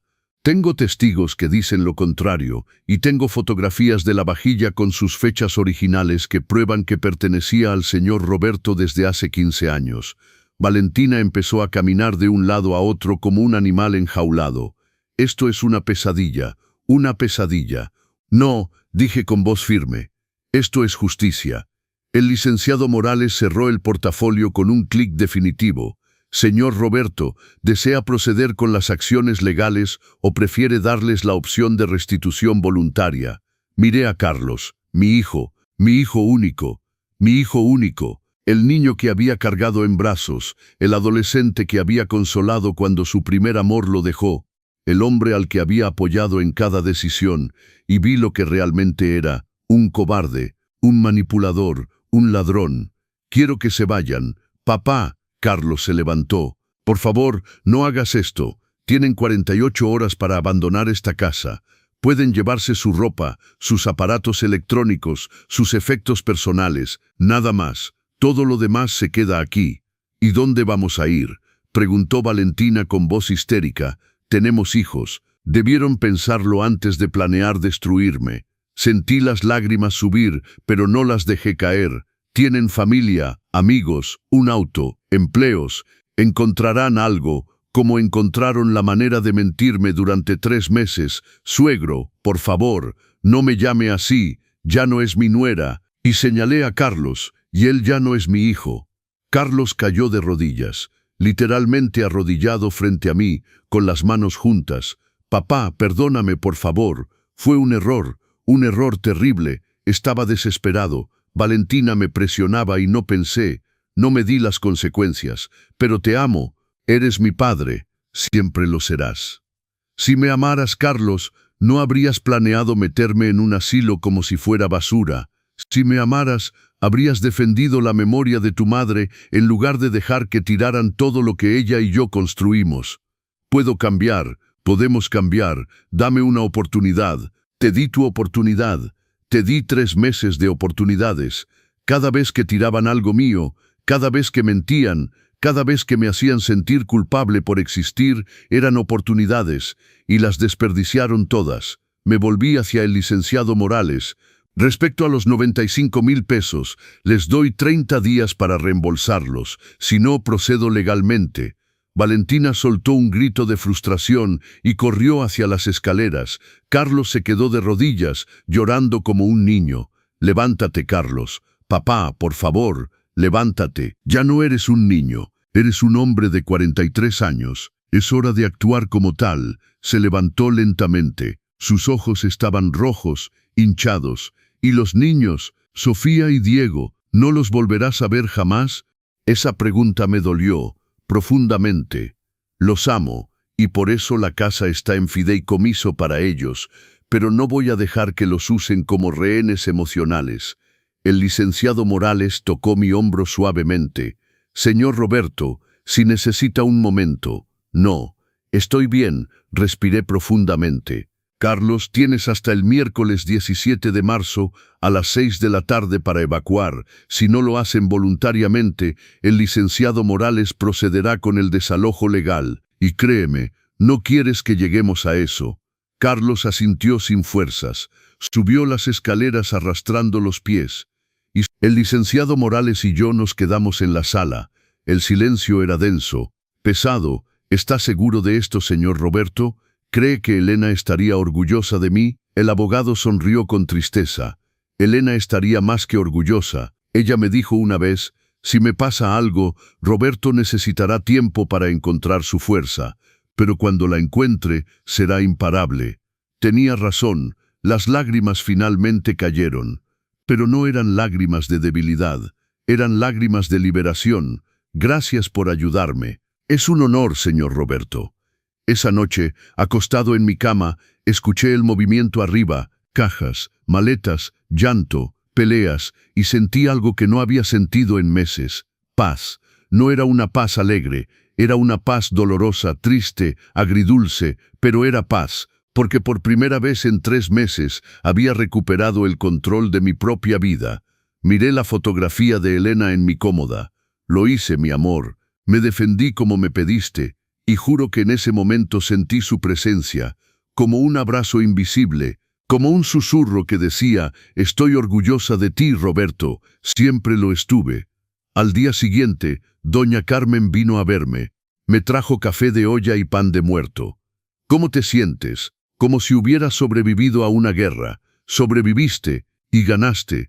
No se siente como una victoria, se siente como una pérdida. Porque amas a tu hijo y eso nunca va a cambiar. Tomó mi mano, pero a veces amar significa soltar, significa poner límites, significa decir, te amo, pero no voy a permitir que me destruyas. Tenía razón. El martes, Sofía bajó sola a la cocina. Tenía los ojos rojos de tanto llorar. Abuelito, ¿puedo hablar contigo? Claro, mi angelito, siéntate. Se sentó y durante un largo momento no dijo nada. Solo miraba sus manos. Yo sabía, finalmente susurró. ¿Qué sabías, mi amor? Sabía lo que mis papás planeaban. Escuché conversaciones. Vi cómo trataban tus cosas. Y yo no dije nada. Las lágrimas empezaron a caer. Perdóname, abuelito. Debí decirte, debí defenderte, pero tenía miedo de que mis papás se enojaran conmigo. La abracé fuerte. Tú no eres responsable, Sofía. Eres una niña. No es tu responsabilidad corregir los errores de los adultos. Pero me siento tan mal. Lo sé, yo también. Tomé su rostro para que me mirara, pero quiero que sepas algo. Esta casa será tuya y de tu hermano algún día. Y cuando eso pase, quiero que recuerden, la dignidad vale más que cualquier propiedad. El respeto vale más que cualquier herencia. Y el amor verdadero nunca destruye. Sofía me abrazó tan fuerte que apenas podía respirar. Te amo, abuelito, mucho. Y yo te amo, mi angelito, siempre. El miércoles 17 de marzo a las 5 de la tarde, un camión de mudanzas se estacionó frente a la casa. Carlos y Valentina cargaron sus cosas en silencio. Los niños estaban tristes, confundidos. Diego me abrazó antes de subir al auto. «¿Ya no te vamos a ver, abuelito?» «Claro que me van a ver. Cuando quieran visitarme, solo tienen que llamar. Esta es su casa tanto como la mía». A las 6:10, Carlos se acercó. Tenía un sobre en la mano. «Son 25,000 pesos. Es todo lo que pude reunir. El resto te lo pagaré poco a poco. Te lo juro, papá». Tomé el sobre. «Tienes 30 días para completar los 95,000 pesos. Ni un día más». «Lo sé». Bajó la mirada. «Papá, sé que no merezco tu perdón. Sé que lo que hicimos es imperdonable. Pero quiero que sepas que me arrepiento de verdad». «Lo sé, Carlos, pero arrepentirse no borra el daño. Arrepentirse no devuelve los recuerdos que destruyeron. Arrepentirse no borra las palabras que dijiste». «Lo sé». Su voz se quebró. Algún día podrás perdonarme». Miré sus ojos. «Mi hijo, mi traidor, no lo sé. Tal vez con el tiempo. Pero por ahora necesito que se vayan. Necesito sanar. Y no puedo hacerlo con ustedes aquí». Asintió sin fuerzas. Subió al auto. Valentina ni siquiera me miró. Se fueron haciendo chirriar las llantas. Y se fueron. Me quedé de pie en la entrada de mi casa, mirando el auto desaparecer en la esquina. Doña Carmen apareció a mi lado. «¿Estás bien?» «Voy a estar bien». Esa noche cené solo en mi comedor, pero no fue una cena triste. Preparé mole poblano como mi madre me enseñó. Puse música, rancheras, las que Elena amaba, las que había descargado en mi teléfono porque Valentina había tirado las originales, y mientras comía, miré mi casa. Las paredes todavía estaban grises, pero podía repintarlas. Las cortinas todavía faltaban, pero podía coser nuevas. Los recuerdos habían sido destruidos, pero podía crear nuevos, porque eso es lo que hacen los hombres fuertes. No nos rendimos, no nos rompemos, reconstruimos. 3 meses después era junio. Los jacarandas de mi calle estaban floreciendo, llenando el aire de ese color violeta que Elena amaba tanto. Había repintado las paredes, color durazno otra vez. Había cosido cortinas nuevas con flores bordadas. Había vuelto a poner fotografías de Elena por toda la casa. Y algo más. Había empezado a vivir otra vez. Me inscribí en clases de pintura en el Centro Cultural del barrio. Conocí a otras personas de mi edad, hombres con historias similares, hombres que también habían sobrevivido a traiciones familiares. Nos hicimos amigos, nos apoyábamos, nos recordábamos que éramos más que padres, más que esposos, más que proveedores, éramos nosotros mismos. Una tarde de junio sonó mi teléfono, número desconocido. «Bueno, abuelito», era Sofía. «Mi angelito, ¿cómo estás?» «Bien». «Bueno, no tan bien. Papá y mamá se divorciaron». Mi corazón se detuvo. «¿Qué?» «Mamá se fue. Dijo que ya no quería estar con papá, que él la traicionó, que todo era su culpa. Se fue a vivir con otro hombre, uno que conoció en el gimnasio». Su voz se quebró. «Y nosotros vivimos en un departamento horrible en Nesa con papá. Es chiquito, oscuro, huele mal.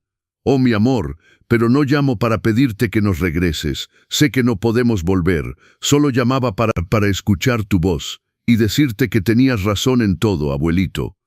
«¿En qué, Sofía? Mamá nunca nos amó de verdad, ¿verdad? Solo quería el dinero, la casa. Y papá fue muy tonto, muy débil. Lloró. Te extraño, abuelito, mucho. Tú también me extrañas, mi angelito, todos los días. ¿Puedo ir a verte algún día? Puedes venir cuando quieras. Siempre ha sido tu casa. Gracias, abuelito. Te amo, y yo te amo, mi amor. Siempre. Colgué y me quedé mirando el teléfono durante mucho tiempo. Valentina se había ido. Como las serpientes, había encontrado otra víctima, otro plan, otra oportunidad. Y Carlos estaba pagando las consecuencias de sus decisiones. No sentí alegría, pero tampoco sentí culpa. Sentí aceptación. A veces la vida nos enseña de la manera más difícil, y a veces las personas tienen que perderlo todo para entender el valor de lo que tenían. Esa noche, sentado en mi jardín bajo las estrellas, tomando té de manzanilla, reflexioné sobre todo lo que había pasado. Había perdido a mi hijo, al menos temporalmente, pero había ganado algo más valioso, yo mismo, porque aprendí que el amor sin respeto no es amor, es esclavitud. Aprendí que la verdadera familia no te destruye, te construye. Aprendí que a los 72 años todavía tienes derecho a defender tu dignidad. Y aprendí que nunca es demasiado tarde para decir basta, porque la verdadera riqueza no está en lo que posees, está en lo que no permites que te quiten. Tu dignidad, tu paz, tu derecho a vivir sin miedo en tu propia casa. Y eso no tiene precio. Y así termina mi historia, una historia que nunca pensé vivir. Una historia que me rompió el corazón, pero que también me dio una fuerza que no sabía que tenía. Si esta historia tocó tu alma, si te hizo reflexionar sobre tus propios límites, sobre tu propia familia, sobre tu propia dignidad, házmelo saber en los comentarios. Dime desde dónde nos ves, desde qué país, desde qué ciudad. Me encantaría saber que estas palabras llegaron a tu corazón, no importa dónde estés. Y si conoces a alguien que esté pasando por algo similar, comparte esta historia, porque a veces saber que no estamos solos es lo que nos da el valor para defendernos. No olvides suscribirte al canal Los Consejos del Abuelo para más historias de vida, de superación, de hombres y mujeres que se negaron a ser víctimas. Dale like si esta historia te tocó el corazón y dime en los comentarios desde dónde nos estás viendo hoy. Porque al final, todos merecemos vivir con dignidad, todos merecemos ser tratados con respeto, y todos merecemos cerrar las puertas que nos lastiman, aunque sean las puertas de nuestra propia familia. Gracias por acompañarme hasta el final. Nos vemos en la próxima historia. Con cariño, Abuelo Roberto.